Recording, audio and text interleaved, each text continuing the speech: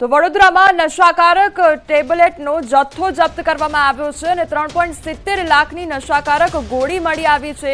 ખટંબા godown વાઘોડિયામાં તપાસ હાથ ધરવામાં આવી છે તો ઘર અને મેડિકલ સ્ટોરમાં તપાસ હાથ ધરવામાં આવી। વિપુલ રાજપૂત કેયુર રાજપૂત સામે ફરિયાદ નોંધવામાં આવી છે તો નશાકારક ટેબ્લેટનો જથ્થો મળી આવ્યો છે અને એ અંગે વધુ તપાસ પણ હાથ ધરવામાં આવી છે। સંવાદદાતા હાર્દિક જોડાયેલા છે। હાર્દિક, નશાકારક ટેબ્લેટનો જથ્થો જપ્ત કરવામાં આવ્યો છે, આખરે આ વેપલો કેટલા સમયથી ચલાવવામાં આવી રહ્યો હતો? બિલકુલ, જો આખો આ વેપલાની વાત કરીએ તો આની સાથે વિપુલ રાજપૂત અને કેયુર રાજપૂત જે છે તે સંડોવાયેલા છે અને લાંબા સમયથી તેઓ મેડિકલ સ્ટોરની આડમાં આ પ્રમાણે જે દવાઓ જે છે પ્રતિબંધિત તેમનું વેચાણ કરવાતા હતા। અગાઉની વાત કરીએ તો 32 લાખના મુદ્દામાલ સાથે કુલ 49 લાખ રૂપિયાના મુદ્દામાલ જે છે તે એસઓજી દ્વારા કબજે કરવામાં આવ્યો હતો। ત્યારે આજે બંને આરોપીઓ છે તેમની કડકાઈથી પૂછપરછ કરતા ચોંકાવનારા ખુલાસા જે છે તે થઈ રહ્યા છે। જે આરોપી જે છે તેની તપાસ કરતા વધુ જે ટેબ્લેટનો જથ્થો છે તે મળી આવ્યો છે અને જે નશાકારક સિરપ હોય છે તે પણ મળી આવી છે। ત્યારે ખટંબાના ગોડાઉન વાઘોડિયા રોડના મેડિકલ સ્ટોરમાં તપાસ જે છે તે કરવામાં આવી હતી।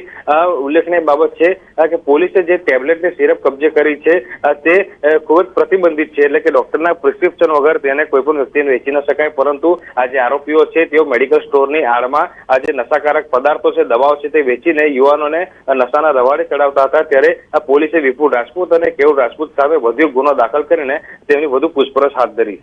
જે હાર્દિક, આપ જોડાયેલા રહેજો। તો વડોદરામાં તલવારથી કેક કાપવી હવે ભારે પડી છે। પોલીસે યુવકને કાયદાનો પાઠ ભણાવ્યો છે।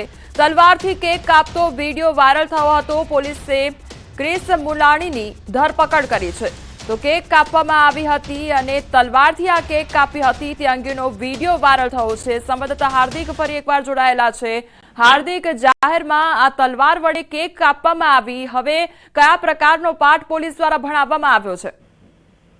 બિલકુલ, યુવાનોની વાત કરીએ તો સોશિયલ મીડિયામાં ફેમસ થવા માટે, પોતાનો રોપ જમાવવા માટે યુવાનો પોલીસનો પ્રતિબંધ હોવા છતાં, મનાઈ હોવા છતાં આ પ્રકારની રીલ જે છે તે બનાવતા હોય છે। આ યુવક જે છે તેનો જન્મદિવસ હતો અને જન્મદિવસ નિમિત્તે એક રોયલ એનફિલ્ડ બાઇક જોઈ શકાય છે, તેના પર કેક મૂકવામાં આવી છે અને યુવક જે છે જાણે કોઈ શહીનશાહ હોય તેમ હાથમાં તલવાર લઈને આવે છે અને ત્યારબાદ કેક કટિંગ કરે છે। ત્યારે આજે એની રીલ છે તે જોતજોતામાં વાયરલ થઈ ગઈ હતી અને રીલ જે છે તે પોલીસ પાસે પહોંચી હતી। ત્યારે પોલીસે આઈપી એડ્રેસ છે તેના આધારે તપાસ કરી હતી અને ત્યારબાદ આજે યુવક છે કે જે વારસી વિસ્તારનો વતની છે ક્રિસ મુલાણી, તેના વિરુદ્ધ જાહેરનામા ભંગનો ગુનો દાખલ કર્યો છે અને તેની અટકાયત કરીને તેની પાસેથી આ રીલ બનાવવા માટે વપરાયેલી જે તલવાર છે તે પણ કબજે લેવામાં આવી છે। ઉલ્લેખનીય બાબત છે કે પોલીસ દ્વારા રોજે રોજ આ પ્રકારના રીલ બનાવતા યુવકો છે તેમની સામે કાર્યવાહી કરવામાં આવી રહી છે, પરંતુ આ યુવાનો છે તે સુધરવાનું નામ નથી લઈ રહ્યા। જી હાર્દિક, સમગ્ર માહિતી બદલ આપનો આભાર। મહેસાણામાં શોભાસણમાં લગ્નના વરઘોડામાં ડખો થયો અને લગ્નના વરઘોડામાં અન્ય લોકો નાચતા બહાર કાઢતા બબાલ સર્જાઈ હતી। કૌટુંબિક કાકાએ અન્ય ગ્રામજનોને વરઘોડામાંથી બહાર કાઢ્યા હતા। વરઘોડામાં નાચતા અટકાવનાર કૌટુંબિક કાકા ઉપર ટોળાએ હુમલો કર્યો હતો। હથિયારો સાથે 11 લોકોના ટોળાએ હુમલો કર્યો તો કૌટુંબિક કાકાને હથિયારથી આડેધડ માર મારવામાં આવ્યો હતો।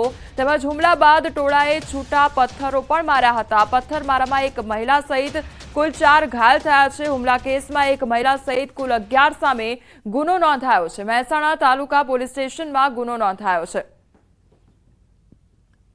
સંવાદદાતા કેતન મારી સાથે જોડાઈ ગયા છે। કેતન, વરઘોડામાં ડખો થયો અને જાને આ નાચતા હતા તેમને અટકાવી દેવામાં આવ્યા, કયા પ્રકારની ઘટના સર્જાઈ હતી?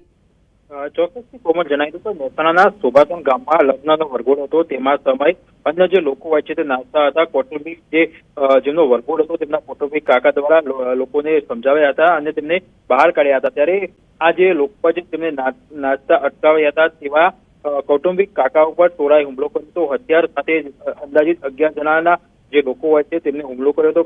કૌટુંબિક જે કાકા હોય છે તેને હથિયારથી આડેધડ મારવામાં આવ્યો હતો। હુમલા બાદ ટોળાએ છૂટો પથ્થરમારો પણ કર્યો હતો। આ મામલે હાલમાં જે એક મહિલા સહિત ટોટલ 4 લોકો ઘાયલ થયા છે। હુમલામાં એક મહિલા સહિત કુલ 11 લોકો સામે હાલમાં મહેસાણા તાલુકા પોલીસ સ્ટેશન ખાતે ગુનો નોંધી પોલીસે આગળની કાર્યવાહી હાથ ધરી છે। જી કેતન, સમગ્ર માહિતી બદલ આપનો આભાર। આણંદમાં અસામાજિક તત્વો સામે કાયદાનો સકંજો કસાયો છે। જિલ્લા પોલીસે 39 અસામાજિક તત્વોની યાદી તૈયાર કરી કાર્યવાહી કરી છે। પ્રોહિબિશનના ગુનાના 10 આરોપી, જુગાર ધારાના 2, શરીર સંબંધિત ગુનાના 15, મિલકત સંબંધિત ગુનાના 1 અને પશુ સંરક્ષણ કાયદાના 11 આરોપીઓ સામે કાર્યવાહી કરવામાં આવી છે.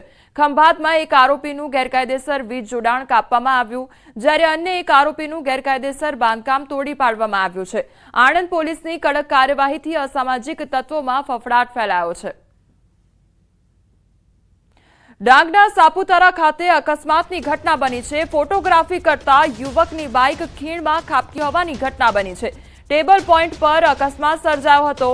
બાઇક ખીણમાં ખાબકતા યુવકનું મોત નીપજ્યું છે. બ્રેક ફેલ થતા અકસ્માત સર્જાયો હતો.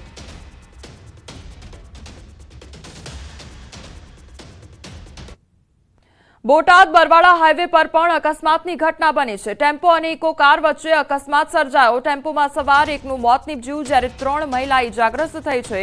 અકસ્માત સર્જી ઇકો કાર ચાલક ફરાર થયો છે, તો ઈજાગ્રસ્તોને સારવાર માટે ખસેડવામાં આવ્યા છે.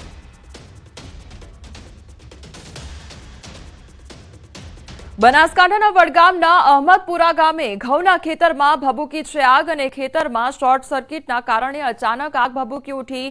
આગને કારણે 1.5 વીઘા જમીનમાં તૈયાર થયેલો ઘઉંનો પાક બળીને ખાક થઈ ગયો. ઘટનાને પગલે ખેડૂતને માથે આબ ફાટ્યા જેવી સ્થિતિ સર્જાઈ છે. સદનસીબે મોટી જાનહાનિ ટળી છે. ગીર સોમનાથ જિલ્લાના પ્રાસલી માર્કેટિંગ યાર્ડ ખાતે તુવેરની ખરીદીને લઈ ખેડૂતોને મુશ્કેલી વધી છે. ટેકાના ભાવે ખરીદેલી તુવેર રિજેક્ટ કરાતા ખેડૂતોમાં ભારે રોષ જોવા મળ્યો છે. ખેડૂતોનો આરોપ છે કે 8 દિવસ પહેલા તુવેરનું વેચાણ કર્યું હતું. તુવેર ગોડાઉનમાં પણ પહોંચી ગઈ હતી. હવે 8 દિવસ બાદ તુવેર રિજેક્ટ કરી પરત કરવામાં આવી રહી છે. તુવેરનું વેચાણ કરી તેને ડમ્પ કરી દીધા બાદ તેને રિટર્ન કરાતા ખેડૂતોને બમણી મુશ્કેલી વેઠવી પડી રહી છે. આ તરફ ગુજકો માસોલના પ્રતિનિધિનું કહેવું છે કે તુવેર પેરામીટરમાં ન આવતી હોવાથી રિજેક્ટ કરવામાં આવી છે. અત્યારે મને એમ કીધું છે કે તમારી તુવેર રિજેક્ટ થઈ છે, એટલે અત્યારે અમે ભરવા આવ્યા છે. 2 ટ્રેક્ટર તુવેર લઈને આવ્યા હતા અને 2 ટ્રેક્ટર રિજેક્ટ કર્યા. પછી અહીંયા લઈ આવ્યા તો એ 4% ડેમેજ કાઢ્યું. તો 4% ડેમેજ તો અત્યારે જે બારદાન જે ભરેલા છે એ લોકોના ચેક કરેલા ઈ તમે 2 બધા ખેડૂતની એવી ગણતરી માંગણી છે કે 2 બારદાન ખોલી અને તમે ચેક કરો. ઈ તુરદારનો ચેક કરો અને અમારી તુરદાર અત્યારે જે લઈ આવ્યા ઈ તુરદાર તમે ચેક કરો. પેરામીટર પ્રમાણે લેતા નથી, અહીંયાથી રિજેક્ટ થાય છે, એટલે આપણે પેરામીટરમાં એ પ્રમાણે જ જોખીએ છીએ. પેરામીટરની ઉપર આવે એ રિજેક્ટ થાય છે. ગોડાઉનમાં રિજેક્ટ થાય છે તો ફરીથી અહીંયા આવે છે તો આપણે પાછા એ ખેડૂતોને સોંપી દઈએ છીએ. રિજેક્ટ થઈને પણ સાફ કરીને લાવવાની પાછી. કે અમુક વેપારીઓનો માલ ડેમેજ હોવા છતાં પણ જોખી લેવામાં આવે છે, જ્યારે સામાન્ય ખેડૂતોના માલને જોખવામાં આવતો નથી. વધુમાં એક ચોંકાવનારી ઘટના એ જાણવા મળી છે કે 8 દિવસ પહેલા અમુક ખેડૂતોના માલ જોખાઈ ગયા, એમને બારકોડ લાગી ગયા અને આજે 8 દિવસ પછી એમના માલને રિજેક્ટ કરવામાં આવ્યો છે.